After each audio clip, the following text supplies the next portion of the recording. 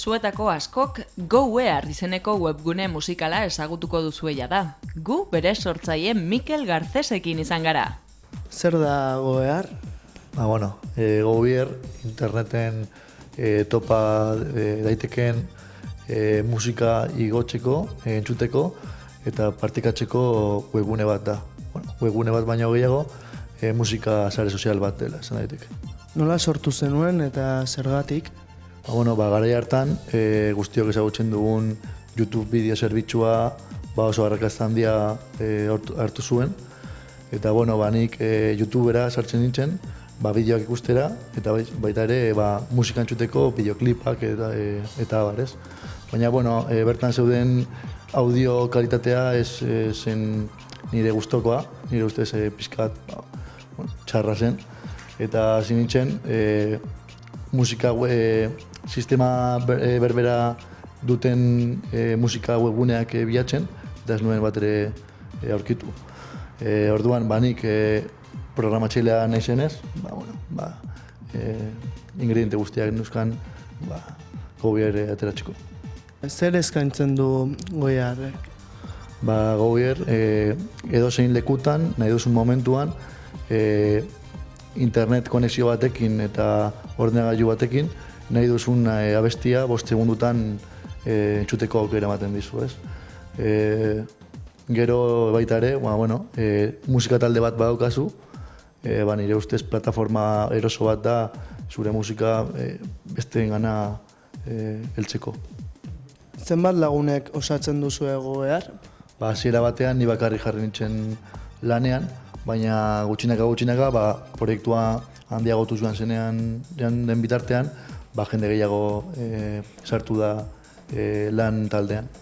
Eta orain, ez gaude guztiak ofizina honetan, Madrilen 3 langile dekogu, eta guztira 7 gaude. Ekitzailea eta gaztea zaren aldetik, nolako esperientzia ari da izaten interneteko enpresa baten sorrera hau? Nire ustez, nahiz eta interneteko enpresa bat izan, enpresa guztiak sortzea, ez da bat ere erreza, ez? Hasieran, momentu onak eta txarrak daude, ez? Hasieran, momentuak askoz zailagoak dira, zen, dirua behar duzu, eta baina, momentu onak ere daude, eta oztopoak saiestuz, gutxinaka, aldapa egotzen zoaz, Nola irabazten da dirua interneteko enpresa batekin? Alegia, ideia ona beharrezkoa da, babes ekonomikoa? Zerbitzua doainik izan da, derrigorrez, era bakar bat bakarrik dago, eta hori da publizitatea edo babes bat izatea, babesle bat izatea, ez? Orduan hori, hasieran, esan dudan moduan, zailagoa da, zeren, publizitate enpresek, oso zaila da proiektu berrietan,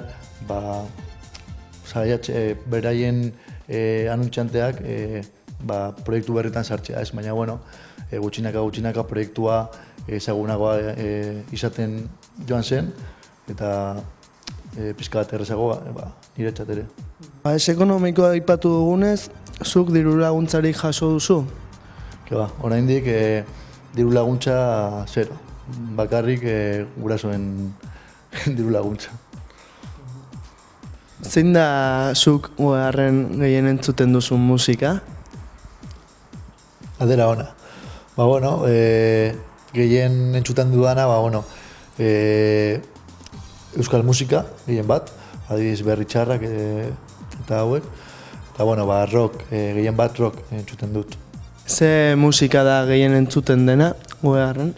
Normala denez, gehien entzuten dena telebistan, irratian eta ateratzen diren abestiak dira, ez? Baina gero badaude hizkuntz batzuk arrakastatsuenak direna, eta hauek dira ingelesez aparte, errusiera, alemaniera. Nork sartzen ditu edo nondik datoz eskaintzen diren kantak? Aldez aurretik berain izena eman duten erabiltzaileak musika haiek sartzen dute. lizentzien kontuekin. Bueno, lizentzien aldetik, gu lasai gaude, zeren ni beti izan dut berdina, ez? Gu ez gae ordaintzen dugu, baina, ez gae barruan ez dira sartzen talde guztiak eta ez da diskografika guztiak. Baina norbaitek ez badu bere musika webunean entzutea eta agertzea, guk ez dugu problemarik, ez? Gu ezabatuko dugu problemarik gabe. Eta anekdotaen bat edukiko duzu, ezta? Bai, anekdota bai. Egun batean, Madonaren disketxeak deitu zigun, galdetzen nola salgai ez zegoen diska bat, gobierren nola zegoen, ez? Galdetzen. Eta, guk problemarik gabe kendu genuen, eta egun hartan, zerbitzariak jauzi ziren, zeren milaka eta milaka lagun sartu ziren diska entzuteko. Zenbat bizita izaten ditugu EHRrek egunero? Egunero gutxi gora bera 300.000 bizita ditugu mundu osoan zehar, ez?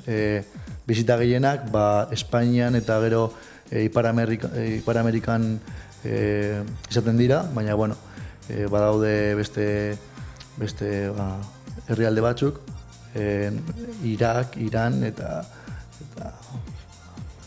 mundu osoan zehar guztira 300.000 bizita ditugu. Horrela esan daiteke mundu mailan oihartzun handia duen plataforma dela, ez? OER. Bai, munduan orain gutxi gora bera milioika webgune daude eta guk 6.000 postuan gaude. Eta nire ustez posizio on bat da. Aurrera begira zein da dituzuen etorkizuneko planak, edo? Egunero pixka bat gehiago gobier leku guztietara llegatzea eta proiektua pixka bat hobetzea egunero.